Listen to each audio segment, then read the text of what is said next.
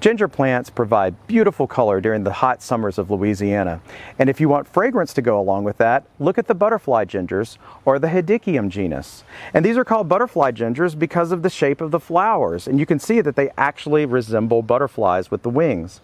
These are very, very fragrant, and that's one of the best things about them. Now, they can actually take more sun than many other species of ginger, but I like to give mine a little bit of protection from that very hot afternoon sun. So like morning, midday sun is great, even early afternoon, but just not a full day of sun.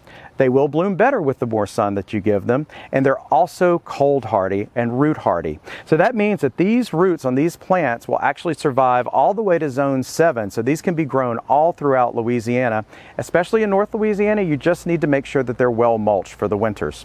Now, these can get pretty tall. As you can see, these are at least 4, 5, or 6 feet tall, and they kind of tend to lean when the flowers start blooming, but that's okay because these butterfly gingers come in so many different shapes and sizes. Here is a bright yellow one, and there's even some beautiful oranges out there, but I think the most fragrant is Hedychium coronarium, which is the white butterfly ginger.